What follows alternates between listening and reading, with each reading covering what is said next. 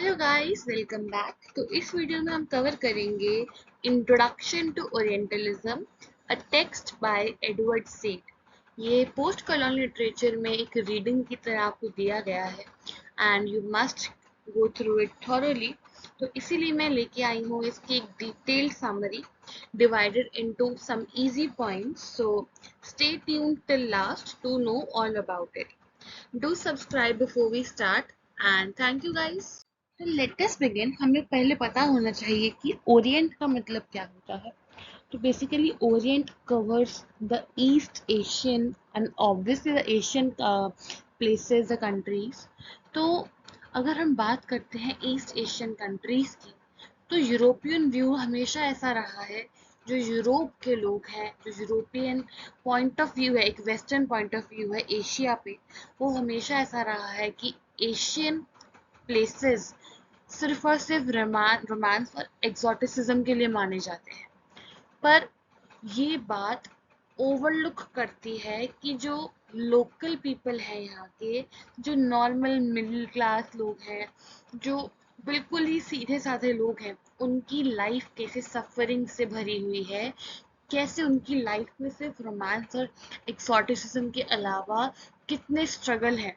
तो European perspective जो है ओरिएंट पे, यानी कि जो वेस्टर्न पॉइंट ऑफ व्यू है हमारी एशियन कंट्रीज का, वो गलत है।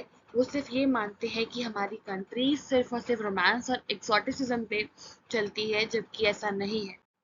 The second point here says contrast with American view. यहाँ बोला जाता है कि जो अमेरिकन है ना, वो यूरोपियन से थोड़ा अलग है। यूरोपियंस तो चलो सारे एशियन लोगों को अपने पॉइंट ऑफ व्यू में लेते हैं, उनके बारे में कंसिडर करते हैं।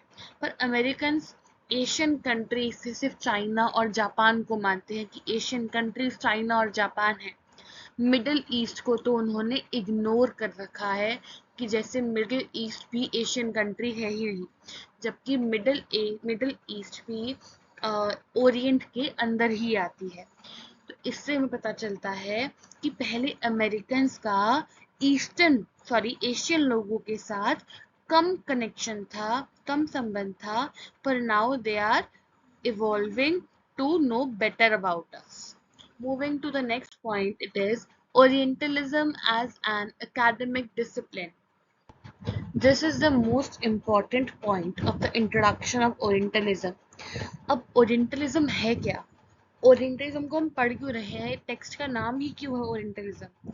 ओरिएंटलिज्म का मतलब होता है एशियन कल्चर को जानना, एशियन कल्चर को एशियन पॉइंट ऑफ व्यू से भी जानना।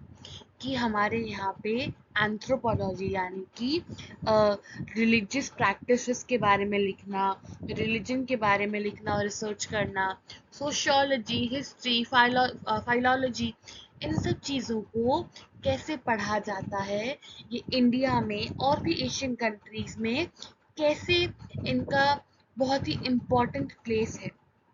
जब हमारे यहाँ पे कॉलोनलिज्म हुआ था, यानी कि हमारी कंट्री को कॉलोनी बना लिया गया था, उस टाइम कुछ वैल्यूज लॉस्ट हो गई थी क्योंकि ब्रिटिशर्स ने बहुत अफेक्ट कर दिया था।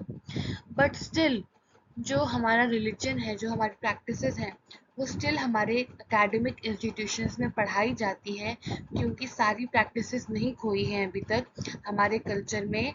दे are still living, they are still there. So that is Orientalism as an academic. So before moving forward, मैं आपको दो टर्म्स के बारे में बता देती हूँ, ओरिएंट एंड ऑक्सीडेंट। ओरिएंट का मतलब है एशियन कंट्रीज और ऑक्सीडेंट का मतलब है वेस्टर्न कंट्रीज। तो अब whenever I'll use the word oxidant, तो आप मान लीजिएगा कि मैं अमेरिका और यूरोप की बात कर रही हूँ, और when I use ओरिएंट तो मैं एशियन कंट्रीज की बात कर रही हूँ, so that I do not have to repeat it again and again. अच्छा, तो यहाँ बताया जाता है कि कैसे जो हमारे ऑक्सीडेंट हैं, जो वेस्टर्न कंट्रीज हैं, उसने उन्होंने ओरिएंट को डोमिनेट कर रखा है। वो जो ओरिएंट की कंट्रीज हैं, वहाँ के कल्चर को उन्होंने कभी उतना जाना ही नहीं, और वहाँ पे अपना कंट्रोल भी जमाया हुआ है।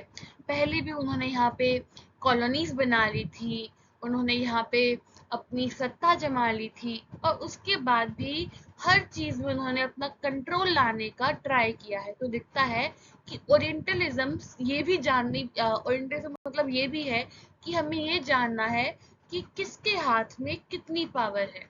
Moving forward to the next point, it is constructed geographical entities. ये कहते हैं कि ओरिएंट और ऑक्सीडेंट ये man made parts of the world है। ये कोई भगवान ने नहीं कहा था कि वेस्टर्न कंट्रीज वाले लोग अलग होंगे, ईस्टर्न कंट्रीज वाले लोग अलग होंगे। ऐसा कुछ नहीं हुआ था।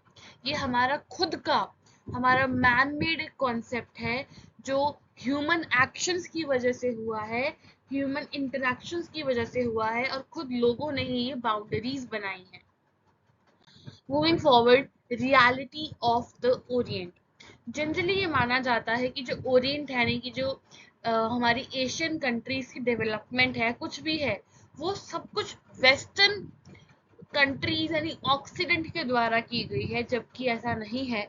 हमारी जो ओरिएंट है, जो हमारी एशियन कंट्रीज हैं, उनकी अपनी हिस्ट्री है, अपना रिच कल्चर है, अपनी रिच प्रैक्टिसेस हैं, और ये उनकी खुद की रियलिटी है। ये वेस्टर्न परसेप्शन से या वेस्टर्न पॉइंट ऑफ व्यू से बिल्ड नहीं है। Orient are self made. Now moving to the next point, it is power dynamics in Orientalism. Generally जो ओरिएंट कंट्रीज है ना, और जो ऑक्सीडेंट कंट्रीज हैं, उनके बीच का रिलेशनशिप हम हमेशा नापते तोलते हैं इस बात से कि किसके हाथ में कितनी पावर है, कौन किसको डोमिनेट कर सकता है। तो हर बार ये देखने को मिलता है कि जो वेस्टर्न कंट्रीज हैं, जो ऑक्सीडेंट हैं, वही ओरिएंट को डोमिनेट कर रही हैं from a very long time. अगर हम एग्जाम्पल भी ले हिस्टोरिकल फिगर लाइक फ्लॉबर्ट, तो उन्होंने भी ओरिएंटल वुमेन यानी कि एशियन वुमेन को इस तरीके से प्रेजेंट किया है कि जैसे उनके पास अधिकार है कि वो वुमेन को डोमिनेट कर सके, ओरिएंटल वुमेन को specifically. Durability of orientalist discourse. हमेशा ही एक तरीके का डिस्कोर्स चलता आया है between the Orient and the oxidant. The Occident, yeah, the European Atlantic place, the American place, they have always tried कि वो एशियन कंट्रीज पे अपनी डोमिनेंस जमाए, चाहे वो कॉलोनीज बना के हो या नॉलेज के रूप में हो। वो चाहते हैं कि उनकी जो नॉलेज है उसको ज्यादा ड्यूरेबल माना जाए, ज्यादा रिलायबल माना जाए, कि जो ओरिएंट के जो लोग हैं वो भी उसी सिस्टम को फॉलो करें जो ऑक्सीडेंट के यानी कि जो वेस्टर्न लोग फॉलो करते हैं। और आज आप उसका एक तरीके से आउटकम भी देख सकते हो कि हम वेस्टर्न कल्चर की तरफ खींचे जा रहे हैं। इवन मी, अगर हम एज अ इंडिविजुअल भी सोचें, तो हर पर्सन, हर इंसान यहाँ पे वेस्टर्न कल्चर से, वेस्टर्न प्रैक्टिसेस से काफी ज्यादा अट्रैक्टेड है, उसको फॉलो करना चाहता है। इसलिए दिखता है कि the oxidant has dominance over the Orient. Hegemony and positional superiority. Hegemony का मतलब होता है एक तरीके से लीडरशिप करना, द क्वालिटी ऑफ लीडरशिप। तो जो हमारा ऑक्सीडेंट है, जो वेस्टर्न कंट्रीज हैं, उनके पास हमेशा से ही एक तरीके का बोलते हैं ना कि एक फायदा रहा है उनके पास, कि उनको हमेशा ऊपर रख के देखा गया है, उनको हमेशा सुपीरियर माना गया है, कि उनके पास ये पावर है कि वो ओरिएंट को डोमिनेट कर सकते हैं, वो ओरिएंट में अपना कल्चर लेके आ सकते हैं। जैसे कि जो ब्रिटिशर्स थे, उन्होंने इंडिया में आके अपना कल्चर इंट्रोड्यूस किया, लोगों को एक तरीके से इन्फ्लुएंस किया कि वो वेस्टर्न कल्चर की तरफ खींचे चले जाएं, चाहे वो एकेडमिक्स हो, चाहे वो ड्रेसिंग सेंस हो, चाहे वो फैशन, कुछ भी हो। हर चीज में उनको वेस्टर्न कल्चर ने ओरिएंट को अपनी तरफ खींचने के लिए अपनी पोजिशनल सुपीरियोरिटी का फायदा उठाया। Orientalism as a cultural and political fact. तो हमारे टेक्स्ट में दिखाया जाता है कि जब हम ओरिएंट के बारे में पढ़ते हैं ना, यानी कि हम एशियन कंट्रीज के बारे में जब पढ़ते हैं, तो हमें ये पता चलता है कि एशियन कंट्रीज में एक कॉम्प्लेक्स कल्चर है, एक काफी ज्यादा क्या बोलते हैं उलझा हुआ, काफी ज्यादा एक अट्रैक्टेड वेस्टर्न कल्चर से कुछ ऐसा कल्चर है ओरिएंट का, कि इस कल्चर में लोग पॉलिटिक्स से भी अफेक्टेड हैं, लोग दूसरे कल्चर से भी अफेक्टेड हैं, लोग पहले के जो वेस्टर्न पर्सपेक्टिव था उससे भी अट्रैक्टेड हैं। तो इससे दिखता है कि ओरिएंटलिज्म जब हम अपनी एशियन कंट्रीज के बारे में पढ़ते हैं तो ये कोई सिंपल सा टॉपिक नहीं है, ये complex cultural and political topic है।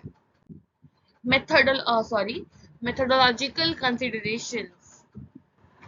हमारे जो ऑथर है एडवर्ड सेड, वो ये कहते हैं कि जब हम ओरिएंटलिज्म के बारे में पढ़ते हैं ना, कि कैसे जो एशियन कंट्रीज हैं वो वेस्टर्न कंट्रीज से अफेक्टेड है, तो हमें ये भी पता होना चाहिए कि ये कब शुरुआत हुई थी इस चीज की, कब ये पावर डायनामिक्स शुरू हुए थे।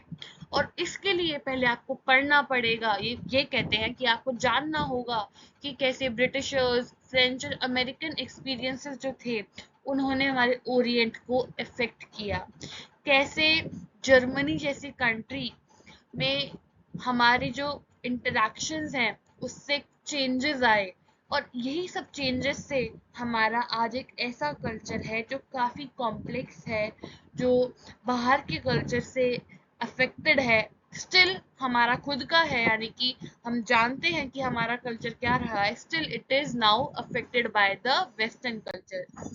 Next point, this is the second last point, nature of orientalism. जब हमने ओरिएंटलिज्म के बारे में जानना शुरू किया तो लोगों को ये समझ आ गया कि वेस्टर्न कल्चर से हटकर हमारी खुद की एक पहचान है, हमारे खुद के इंटरेस्ट है, जो वेस्टर्न इंटरेस्ट से ही रिफ्लेक्ट हो रहे हैं, जो कुछ इस तरीके के हैं कि हमें दिखता है कि हमारे खुद का कल्चर वेस्टर्न कल्चर से बहुत ज्यादा अट्रैक्टेड है, अफेक्टेड है। The last point now the last point here it is methodological approach। तो हमें ये जानना पड़ेगा कि जो वेस्टर्न राइटर्स हैं, जो ऑक्सीडेंट राइटर्स हैं, वो किस तरीके से एशियन कंट्रीज के बारे में अपने टेक्स्ट में लिखते हैं, किस तरीके से ओरिएंट यानी कि एशियन कंट्रीज का जो कल्चर है उसके बारे में अपने टेक्स्ट में हमें रिप्रेजेंट करते हैं, और तभी हम इस बात की एक डीपर रूट में जा सकेंगे। And that's the end of the reading itself. Thank you for watching.